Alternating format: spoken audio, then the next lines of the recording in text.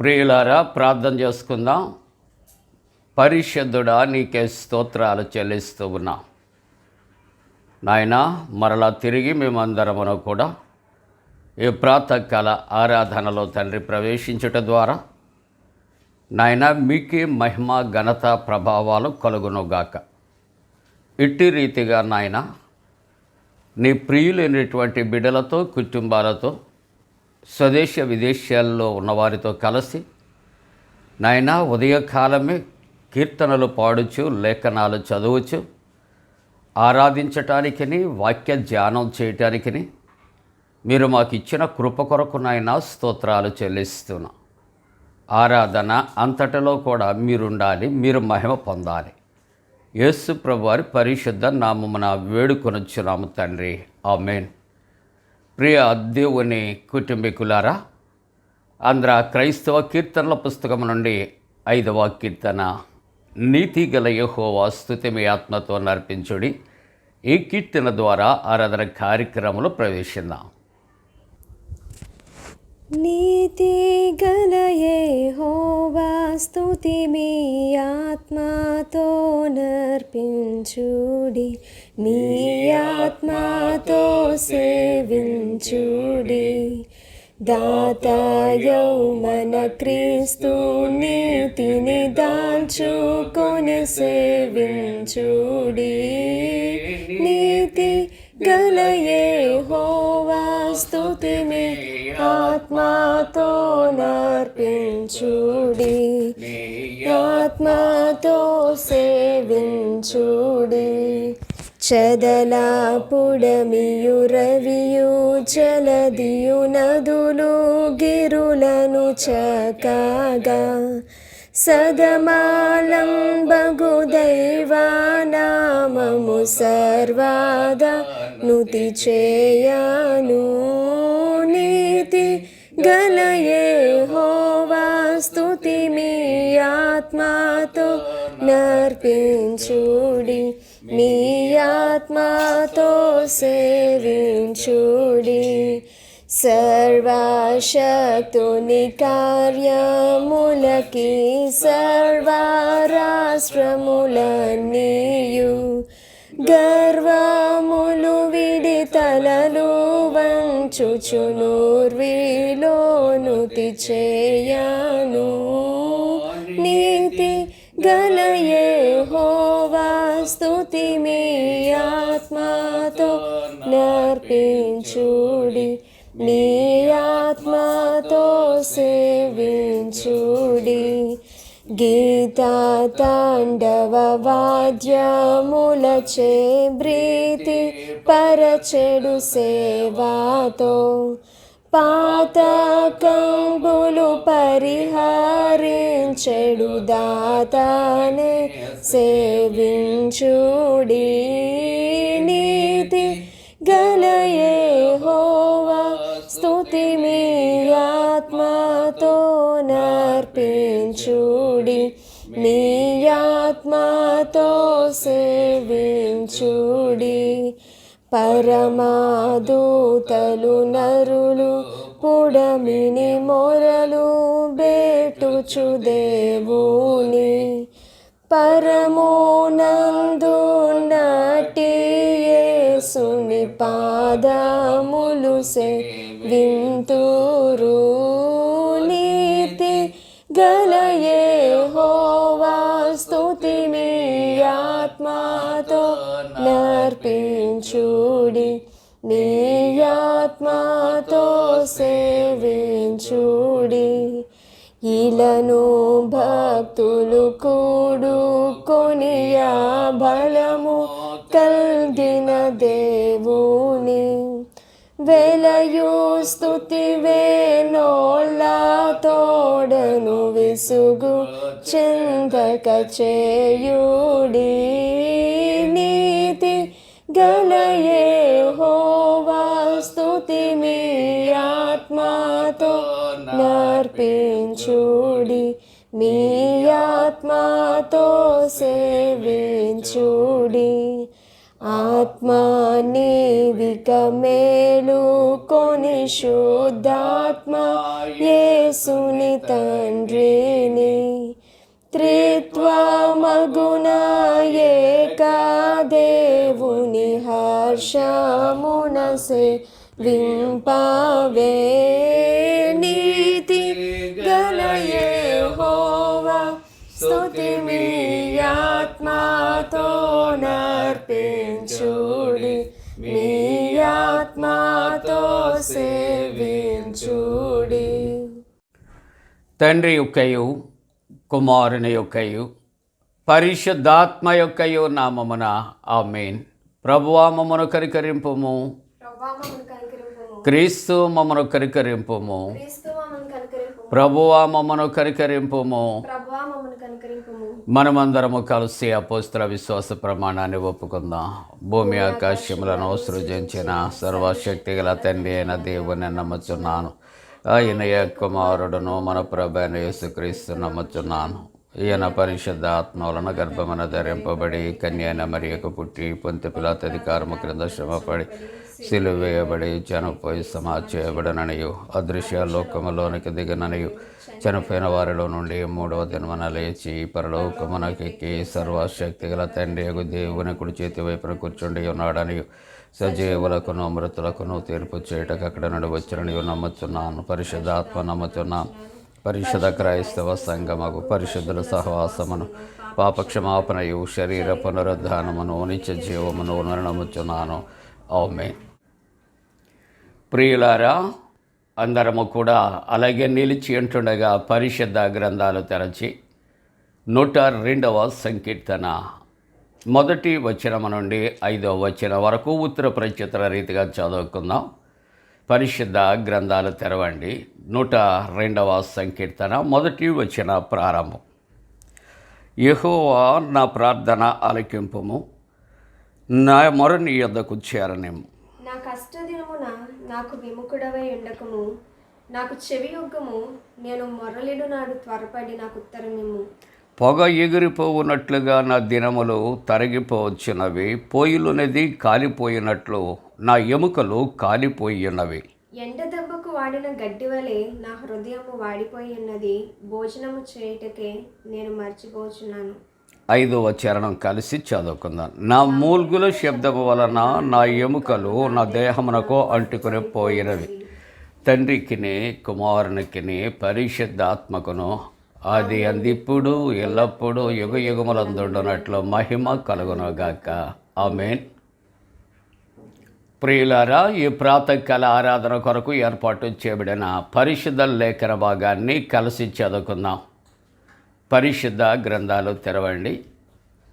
68వ సంకీర్తన 68వ సంకీర్తన 3, 4 వచనాలు మనం కలిసి చదువుకుందాం. 68వ సంకీర్తన 3వ వచన ప్రారంభం. నీతిమంతులు సంతోషించుదురుగాక, వారు దేవుని సన్నిధిని ఉల్లసించుదురుగాక, వారు మహదానందము పొందుదురుగాక. ప్రార్థన చేసుకుందాం. పరిశుద్ధుడా, నీకే స్తోత్రాలు. ప్రభువా, నీవు తండ్రి మాకిచ్చిన వాక్యమును తండ్రి దీవించండి.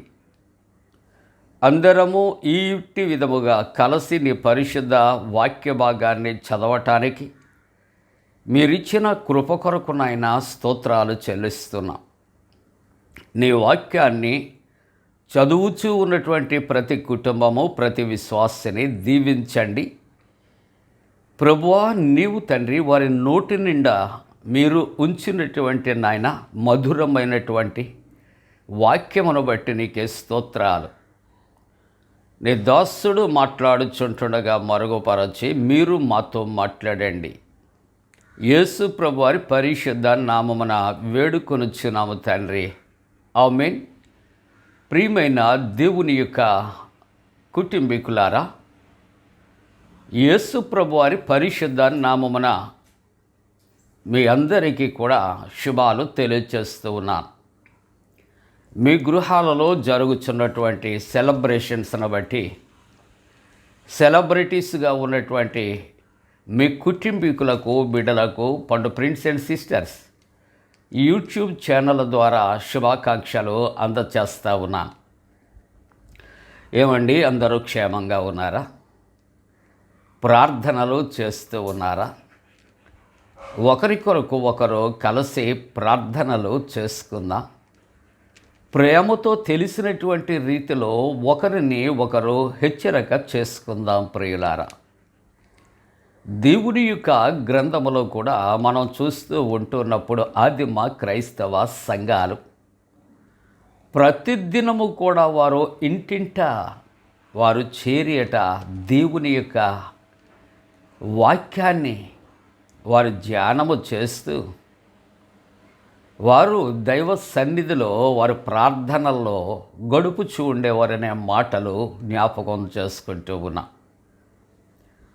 కాబట్టి దేవుని యొక్క వాక్యాన్ని ప్రతి దినము కూడా ప్రభువు మన కొరకు ఆయన విరిచి వడ్డించుచూ ఉంటుండగా ప్రభువు మనకి ఇస్తున్నటువంటి జీవాహారాన్ని ప్రతి దినము కూడా మనం భుజిందాం ప్రియులారా.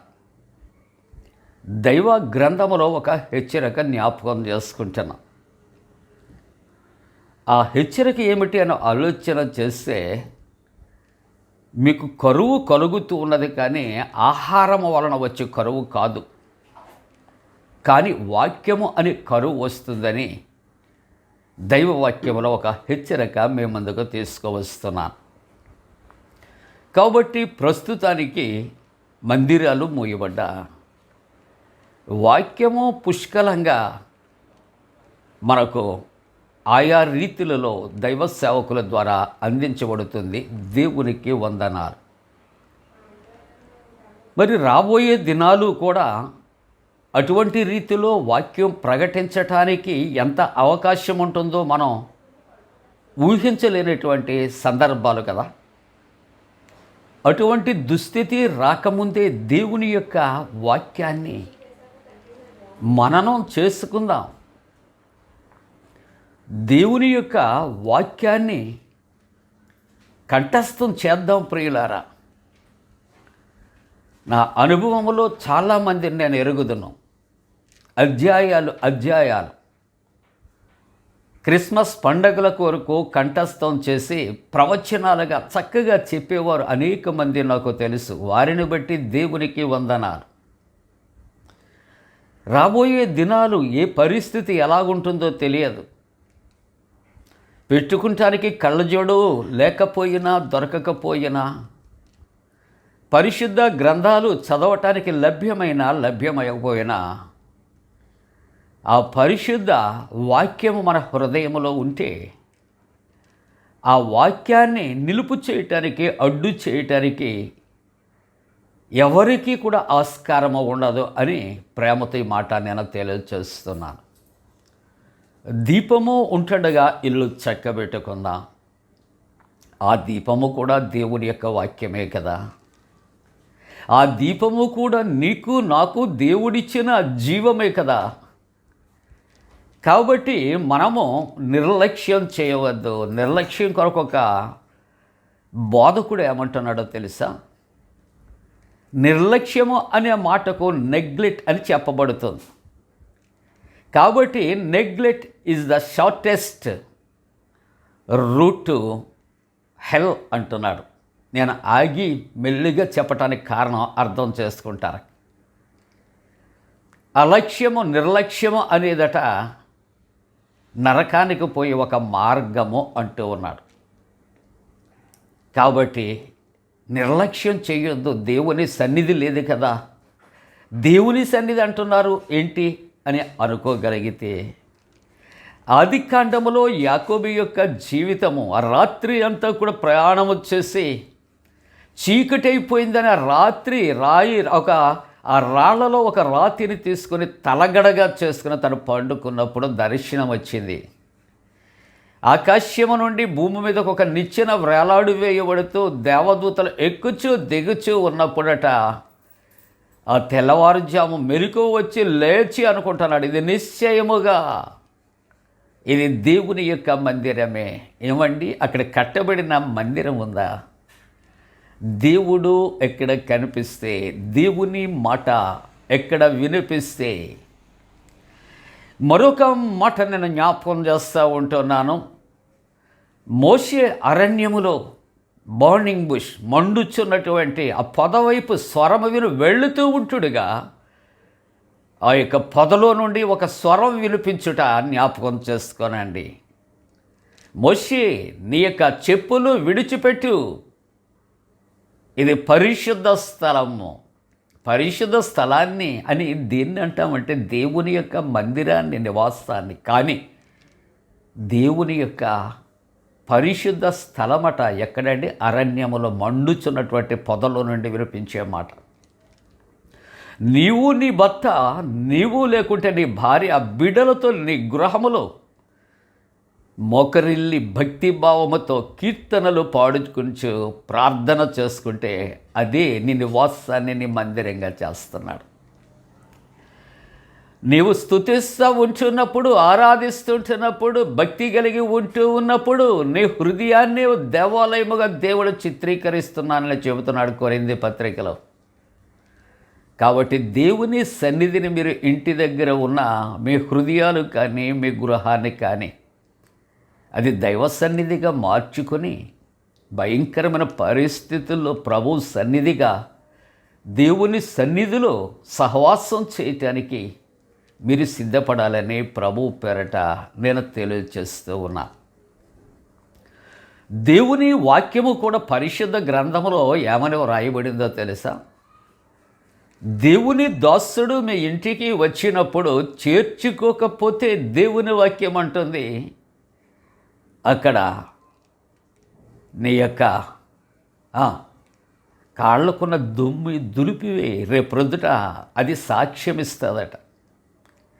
కాబట్టి సేవకుల యొక్క బాధ్యత ఎంతవరకు అంటే మేలు కలుగు మార్గము దేవుని యొక్క వాక్యము, దేవుని యొక్క సన్నిధి, దేవునితో సహవాసం అని చెప్పే బాధ్యత సేవకుల మీద ఉంది.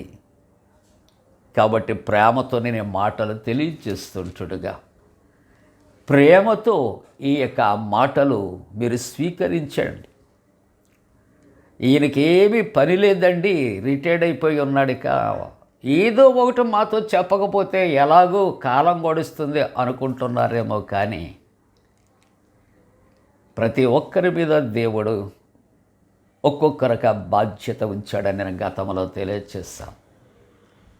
కాబట్టి దేవుడిచ్చిన సమయం ఒకరిని ఒకరు ప్రేమతో హెచ్చరిక చేసుకుందాం, మంచి మార్గాలు మనం ప్రకటన చేసుకుందాం. అవునా ప్రియులారా? ఇక ఈవేళ దేవుని యొక్క వాక్యాన్ని 2 వచనాలు మనం చదువుకున్నాం. నిన్నటి దినాన్న దేవుని యొక్క వాక్యాన్ని ఆలోచన చేస్తూ ఉంటున్నప్పుడు మన దేవుడు లేచునుగాక అని తెలియజేస్తూ ఆయన శత్రువులను చెదరగొట్టడానికి లేచే దేవుడు అనే వాక్యంలో చాలా విషయాలు మాట్లాడుకున్నాం. ఈవేళ దైవవాక్యాన్ని మనం ప్రార్థనాపూర్వకంగా ఆలోచన చేస్తూ ఉన్నప్పుడు నీతిమంతులు సంతోషించెదరుగాక. నీతిమంతులు సంతోషించటానికి కలిగిన కారణం ఏమై ఉంటుంది? ఈవేళ మన అంశము నీతిమంతులు లేక నీతిమంతుడు లేక నీతి లేక నీతిమత్వం. 4 రకాల మాట చెప్పాను. ఇదంతా కూడా ఒకటే అర్థాన్ని ఇస్తుంది. నీతిగా జీవించే స్త్రీ పురుషులను నీతిమంతులు అంటారు, నీతి గలవారు అంటారు. కాబట్టి నీతిమంతుల యొక్క జీవితం ఎలాగుంటుంది అంటే ఇక్కడ సంతోషాన్ని కలిగి ఉంటారు. నీతిమంతులు, నీతిమంతుడు, నీతిమంతురాలు అని ఏమైనా ఐడెంటిఫికేషన్ ఉంటుందా? ఓ ప్రశ్న వేసుకుందాం. నీతిమంతులని అనీతిమంతులని నో ఐడెంటిఫికేషన్. కానీ దేవుడు ఆయన ఒక చక్కటి కొలమానము, అది కొలవలేనటువంటి కొలమానము ప్రభు ఆయన చూపెడుతూ ఉంటున్నాడు. ప్రియులారా, నీతిమంతుడు నీతిమంతురాలు అని ఏ విధంగా ఆయన తెలియచేస్తూ ఉన్నాడు అనే ఆలోచన చేస్తే దేవుని యొక్క వాక్యములో ఆదికాండములో 15వ అధ్యాయములో 6వ వచనములో, అలాగనే రోమీయులకు రాసిన పత్రిక 4వ అధ్యాయము 3వ వచనములో,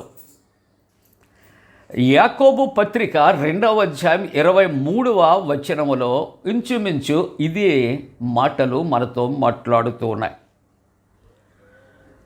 నీతి అనగా రైచియస్నెస్, నీతిమంతుడు అనగా రైచియస్ మ్యాన్. నీతి అంటే వాట్ ఈజ్ రైచియస్ అనే ఆలోచన చేస్తూ ఉంటున్నప్పుడు ఇక్కడ దేవుని యొక్క వాక్యము మంచి డెఫినేషన్ ఇస్తూ ఉన్నది. ఆ డెఫినేషన్ లేక క్లారిఫికేషన్ ఏమిటి అనే ఆలోచన చేస్తే నమ్మిక అనే మాట ఇక్కడ ప్రభు మాట్లాడుతున్నాడు. ఎవరి యందు నమ్మిక? దేవుని యందా, మనుష్యుల యందా? దేవుని యందా, లోకము యందా అని ఒక ప్రశ్న వేసుకుంటున్నప్పుడు ప్రభు సూటిగా అంటున్నాడు. అబ్రహాము కొరకు మాట్లాడుతూ అబ్రహాము దేవుని నమ్మాను చెబుతారా? అబ్రహాము దేవుని నమ్మాను, అది అతనికి నీతిగా ఎంచబడాను. చూసారా ఎంత గొప్ప మాట మాట్లాడుతున్నాడు. దేవుని నమ్మగలిగితే అది నీతి అంటున్నాడు.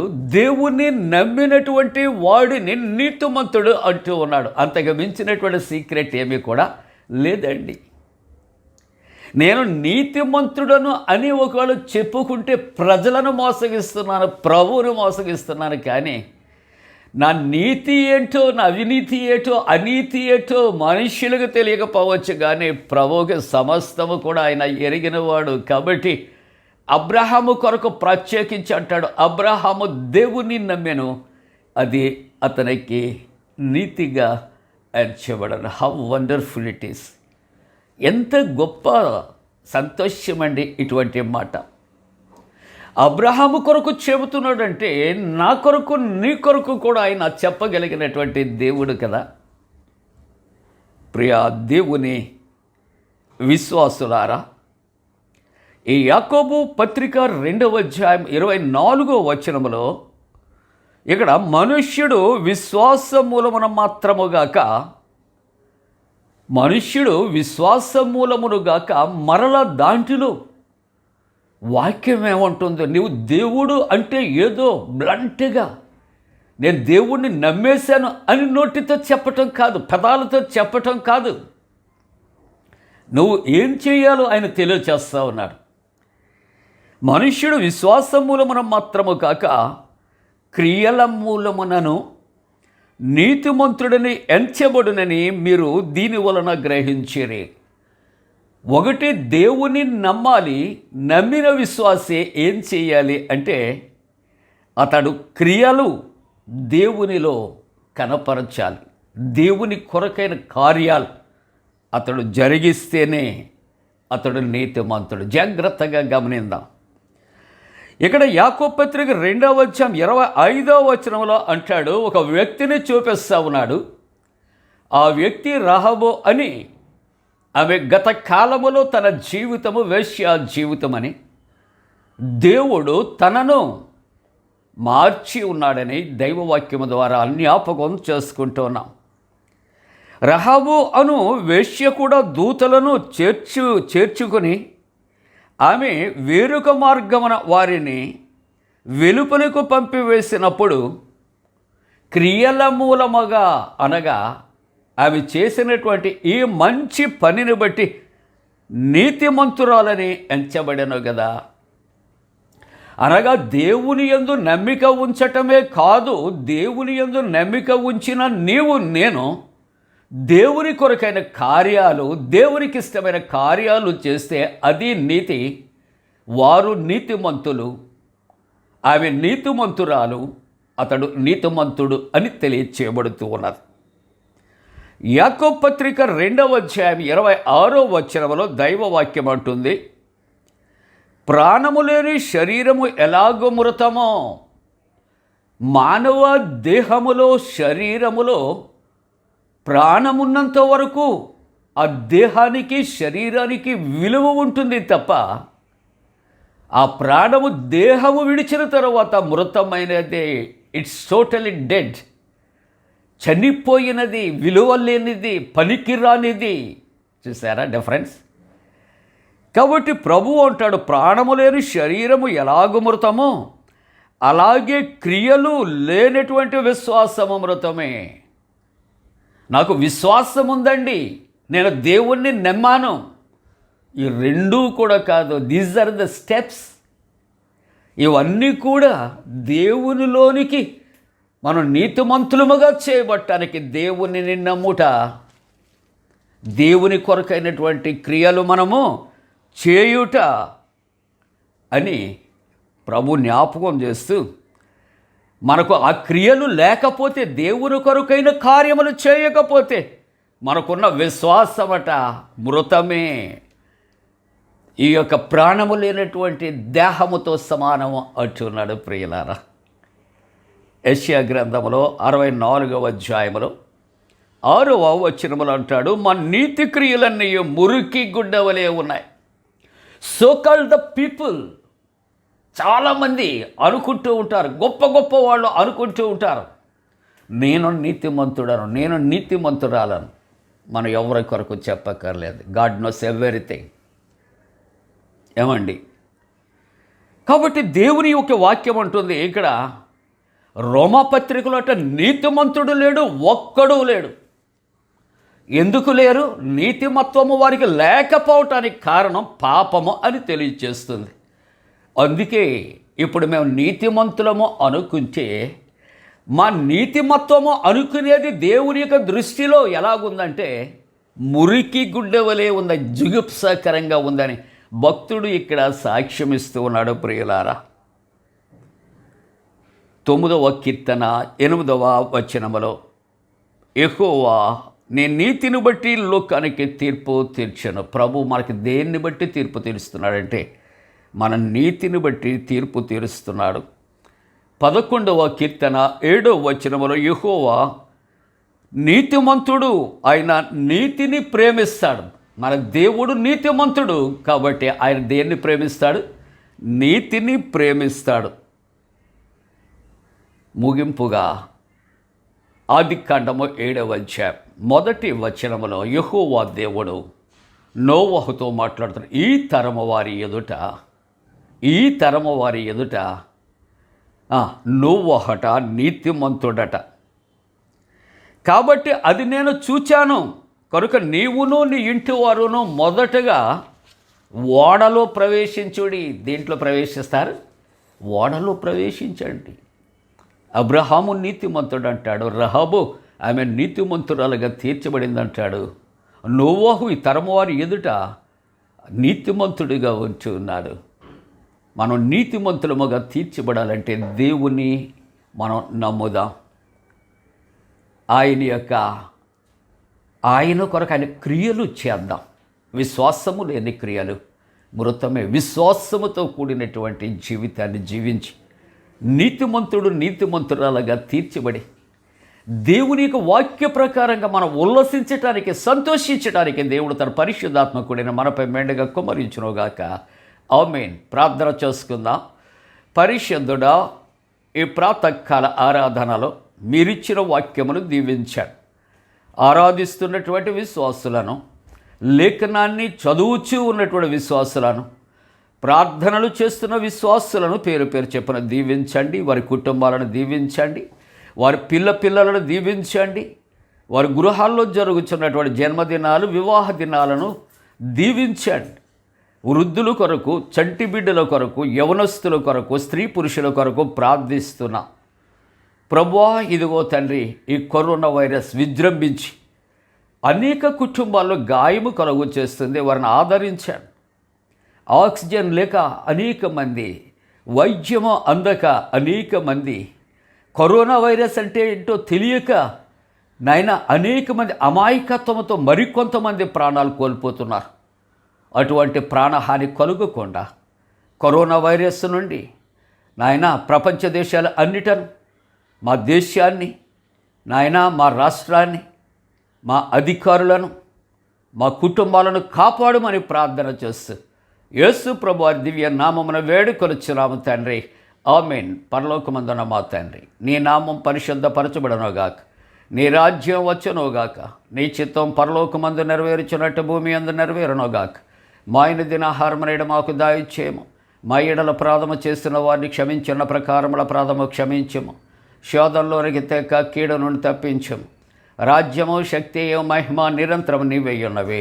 ఆమేన్. మన పరమ తండ్రి అయిన దేవుని యొక్క ప్రేమయు, ప్రభువైన యేసుక్రీస్తు ప్రభు కృపయు, పరిశుద్ధాత్మ యొక్క అన్యోన్య సహవాసం, ఈ యొక్క ఉదయకాలపు ఆరాధనలో పాల్గొని ఆరాధిస్తున్నటువంటి నాయన కుటుంబాలకు, విశ్వాసులకు, స్వదేశ విదేశాల్లో ఉన్న వారికి, విశేషంగా కరోనా వైరస్ చేత గాయపడుచు ఉన్నటువంటి కుటుంబాలకు ఆదరణ, ఓదార్పు కలుగునుగాక.